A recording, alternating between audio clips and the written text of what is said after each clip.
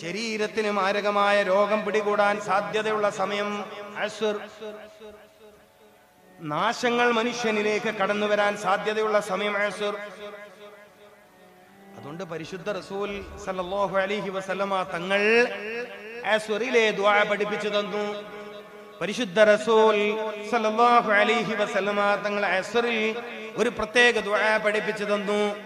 ബഹുമാന്യരായ നമ്മുടെ ഉസ്താദുമാര് പലപ്പോഴും ജമാഅത്ത് നിസ്കാരം കഴിഞ്ഞാൽ നമുക്ക് വേണ്ടി അത് ദുആ ചെയ്തു തരുന്നു. ഇന്നാ നസ്അലുക സലാമതൻ ഫിദ്ദീൻ, അല്ലാഹുമ്മ ഇന്നാ നസ്അലുക സലാമതൻ ഫിദ്ദീൻ. ഈ ദുആഇന്റെ കടുപ്പം എന്താണ്? കുഫർ വരില്ല, ഷിർക്ക് വരില്ല, നിഫാഖ് വരില്ല, കാപട്യം വരില്ല. അല്ലാഹു ആ തരത്തിലാക്കി തരട്ടെ. ഈമാൻ കടുകട്ടിയുള്ളതാവാൻ. മനുഷ്യരെ, അൽ ഈമാനു യസിദു വയൻഖുസു. ഇമാം ബുഖാരി റഹ്മഹുല്ലാഹ് തങ്ങൾ പഠിപ്പിച്ച കാര്യല്ലേ? ഈമാൻ വർദ്ധിക്കും. ഈമാൻ പലപ്പോഴും ഫസാദായി പോകുന്ന സമയം അസ്റാണ്. കാരണം മനുഷ്യനിൽ ശൈത്വാൻ ഏറ്റവും സ്വാധീനം ചെലുത്തുന്ന സമയം അസ്റാണ്. ശൈത്വാൻ ഉണ്ടാക്കുന്ന രോഗമുണ്ട് പ്രിയപ്പെട്ടവരെ. എല്ലാം പറയാൻ ഇന്ന് കഴിയില്ലല്ലോ.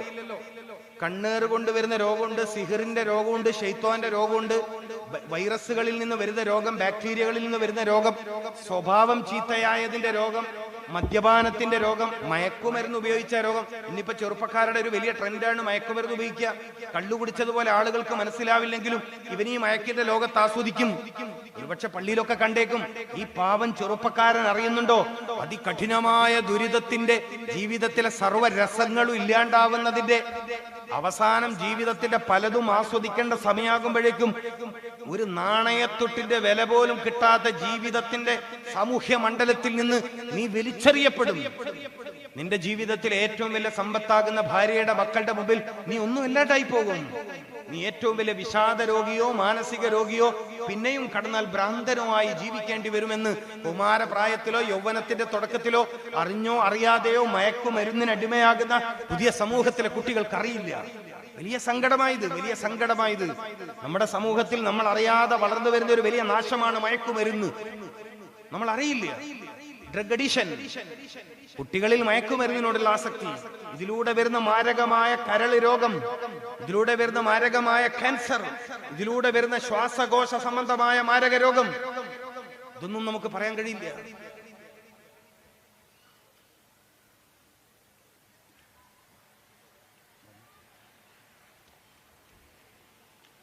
അപ്പൊ സ്വാഭാവികമായും രോഗങ്ങൾ വരുന്ന വഴിയെ നേരത്തെ പ്രതിരോധിക്കുന്ന ഒരു ശൈലി. അപ്പൊ ബർക്കത്ത്, ആഫിയത്തിൽ ബർക്കത്ത്, അതായത് ശരീരത്തിലുള്ള ആരോഗ്യത്തിൽ ബർക്കത്തുണ്ടായി തീരുക, അതിന് പ്രഭാതത്തെ ഉപയോഗപ്പെടുത്തുന്നത് പോലെ. പിന്നെ രോഗം, പല നിലയിലുള്ള രോഗം, ശാരീരികമോ മാനസികമോ ഒക്കെ ആയ രോഗം നമ്മളിൽ പിടികൂടാൻ ഏറെ സാധ്യതയുള്ള സമയം അസുറാൻ. അസുറിന്റെ ഭക്തിനെ സൂക്ഷിക്കാൻ പറഞ്ഞത്, അസുര നിസ്കാരത്തെ സൂക്ഷിക്കാൻ പറഞ്ഞത് ഗൗരവത്തോടെ നമ്മൾ എടുക്കണമായിരുന്നു. എന്തിനാ പറഞ്ഞത്, എന്തിനാ പറഞ്ഞത് എന്ന് ആലോചിച്ചിട്ടുണ്ടോ പ്രിയപ്പെട്ടവരെ? മതം പറയുന്ന പല കാര്യങ്ങളും, അള്ളാന്റെ ദീൻ പറയുന്ന പല കാര്യങ്ങളും, ശരീഅത്തുൽ ഇസ്ലാം പറയുന്ന പല കാര്യങ്ങളും, വിശുദ്ധ ഖുർആനിലെ പല നിർദ്ദേശങ്ങളും സത്യത്തിൽ നിങ്ങളുടെ ഭൗതിക ജീവിതത്തിലെ സന്തോഷത്തിന്റെ വലിയ കാരണമാണ്. നമ്മളിതറിയാതെ പോയി, നമ്മളിതറിയാതെ അല്ലെങ്കിൽ മനസ്സിലാക്കാതെ പോയി എന്നതാണ് പരാജയം. അക്കൂട്ടത്തിൽ ഏറ്റവും വലിയ പരാജയമാണ് അസ്റിലെ ദുആ. സ്വന്തം ശരീരത്തിന് വേണ്ടി നമ്മൾ നിർവഹിച്ചില്ല. എന്തായിരുന്നു അസ്റിലെ ദുആ? എന്തായിരുന്നു അസ്റിലെ ദുആ? ഇന്നാ നസ്അലുക സലാമതൻ ഫിദ്ദീൻ. പിന്നെന്താ ദുആ ഇരിക്കണത്? വആഫിയതൻ ഫിൽ ജസദ്. അവിടെയും ആഫിയത്ത് വന്നു. വആഫിയതൻ ഫിൽ ജസദ്. ശരീരത്തിന് ഏറ്റവും തളർച്ച വരാൻ സാധ്യതയുള്ള സമയം അസ്റാൻ. ശ്രദ്ധ കുറയാൻ സാധ്യതയുള്ള സമയം അസ്റാൻ. ശിരോരോഗം കൂടുതൽ വരാൻ സാധ്യതയുള്ള സമയം വൈകുന്നേരമാണ്. മാനസിക രോഗവും ഭ്രാന്തും പിടികൂടാൻ ശ്രദ്ധിക്കുന്നുണ്ടോ നിങ്ങൾ? ഏറ്റവും പ്രയാസകരമായ രോഗമാണ് ഭ്രാന്ത് പിടികൂടൽ, മാനസിക രോഗം പിടികൂടൽ. അത് ഏത് സമയത്താണ്? 90% ആളുകൾക്ക് എപ്പോഴാ ഭ്രാന്ത് ഉണ്ടാവുന്നത്? അസ്റിലാണ്. ഇസ്ലാമിക മനഃശാസ്ത്രം പറയുന്ന കാര്യമായാലും വിശുദ്ധ ഖുർആൻ ചർച്ച ചെയ്യാത്ത കാര്യമില്ല കേട്ടോ. വിശുദ്ധ ഖുർആൻ ചർച്ച ചെയ്യാത്ത കാര്യമില്ല. ശൈത്താന്റെ സ്പർശനത്തിൽ നിന്നാണ് മാനവം സമയം അസ്റ. ആ സമയത്ത് വേറൊരു പ്രശ്നമുണ്ട്. എന്തേ? മനുഷ്യൻ ബലഹീനനായിരിക്കും ആ സമയം. നിങ്ങൾ ഇവിടെ ശ്രദ്ധിക്കുക. ഞാൻ നിർത്താണ്, പ്രസംഗം നിർത്താണ്. 11:15 നിർത്താണ്. ഇതുകൂടി പറഞ്ഞ് നിർത്താം. അതായത് ഇതാണ് പോയിന്റ്. മനുഷ്യർ സ്വാഭാവികമായി ബലഹീനനാവുന്ന സമയമാണ് ഏത്? അസ്ർ. മഹാനിമാം ഗസാലി റഹിമഹുല്ലാഹ് തങ്ങള് ജോലി ചെയ്യേണ്ട സമയത്തെ കുറിച്ച് ചർച്ചയുണ്ട്. മഹാനുഭാവൻ ചർച്ച ചെയ്യാത്ത ഒരു വിഷയമില്ലല്ലോ. എപ്പോഴാ ജോലി തുടങ്ങേണ്ടത്, എപ്പോഴാ ജോലി അവസാനിപ്പിക്കേണ്ടത്? ഗസാലി തങ്ങൾ പറഞ്ഞിട്ടുണ്ട് അല്ലാഹു തആല. അസ്ർ ജോലിയുടെ സമയമല്ലെന്ന് ആ മഹാനുഭാവൻ പഠിപ്പിക്കുന്നു. അസ്ർ ഇസ്തിഗ്ഫാറിന്റെയും തസ്ബീഹിന്റെയും സമയമാണെന്ന് മഹാനുഭാവൻ പഠിപ്പിക്കുന്നു. ഇസ്തിഗ്ഫാറിന്റെയും തസ്ബീഹിന്റെയും സമയമാവുന്നതിന്റെ പിന്നിലെ രഹസ്യം എന്താ? തസ്ബീഹിലൂടെയാണ് ശൈത്വാനിയത്തിനെ നാം പ്രതിരോധിക്കേണ്ടത്. സുബ്ഹാനല്ലാഹി വബിഹംദിഹി സുബ്ഹാനല്ലാഹിൽ അലീം. എപ്പോഴാ നമ്മൾ ചെല്ലുക? മഗ്രിബ് ബാങ്ക് കൊടുക്കുന്നതിന് തൊട്ട് മുമ്പ് പള്ളികളിൽ. എന്തിനെ? ശൈത്താൻ ഇളകിയോടുന്ന സമയമാണ്.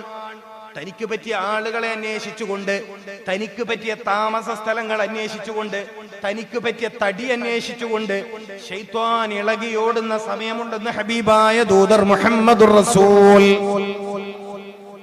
മഗ്രിബോടടുത്താൽ നിങ്ങൾ വീടിന്റെ വാതിലടക്കുകയും മുറ്റത്ത് നിന്ന് കളിക്കുന്ന കുട്ടികളെ വിളിച്ച് തന്റെ ശരീരത്തോട്, വലിയ ആളുകളുടെ ശരീരത്തോട് ചേർത്തി നിർത്തുകയും ചെയ്യണമെന്ന് മുത്ത് നബി സല്ലല്ലാഹു അലൈഹി വസല്ലമ തങ്ങൾ പഠിപ്പിച്ചിട്ടുണ്ട്. എന്തിനാ പഠിപ്പിച്ചതെന്നറിയുമോ?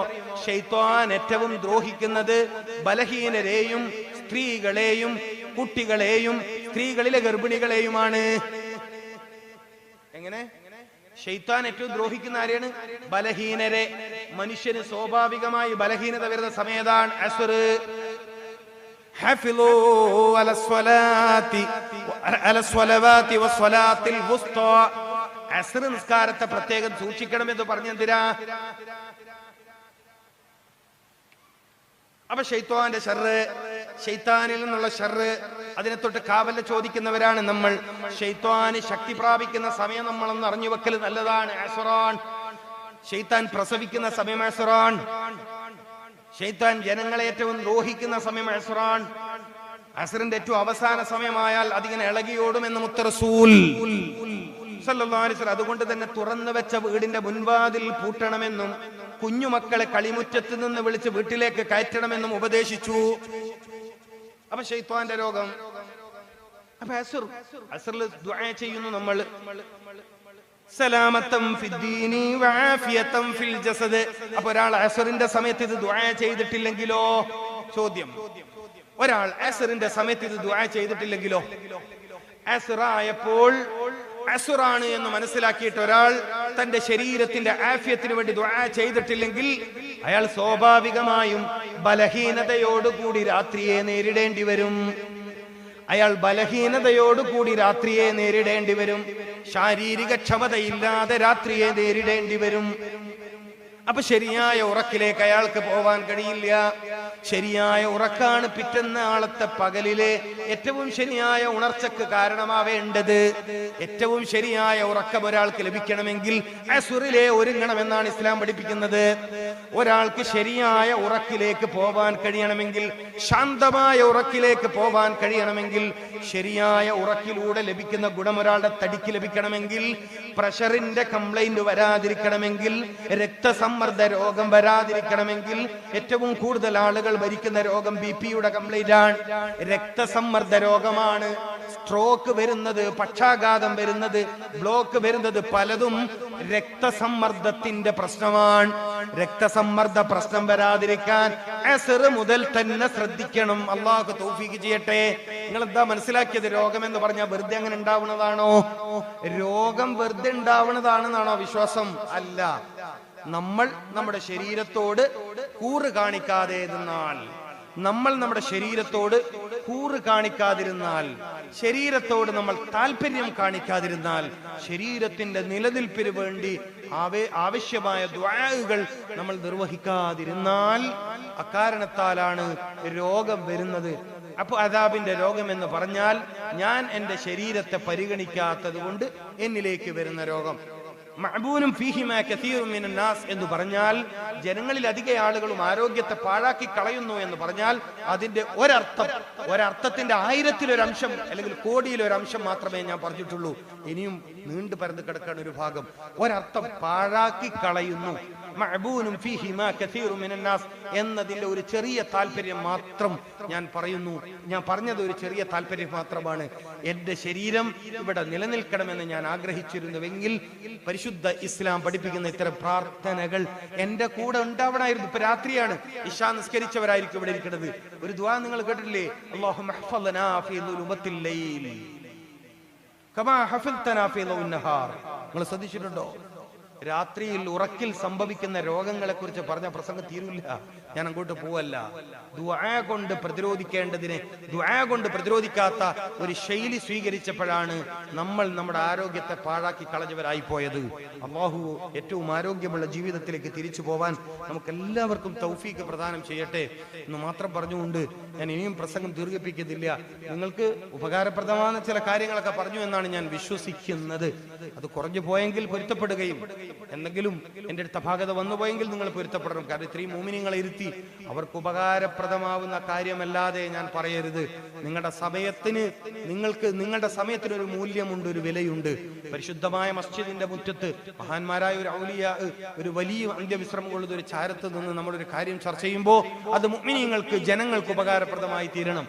ജീവിതത്തിന്റെ വളരെ സീരിയസ് ആയ കാര്യങ്ങളൊക്കെ ചിന്തിക്കാൻ, പഠിക്കാൻ, മനസ്സിലാക്കാൻ എന്റെ പുതിയ തലമുറയോട്, യുവാക്കളോട്, യുവതികളോട് ഞാൻ പ്രത്യേകം അഭ്യർത്ഥിക്കുകയാണ്. കാരണം രോഗം ചികിത്സ വളരെ ദുരിതമാണ് പ്രിയപ്പെട്ടവരെ.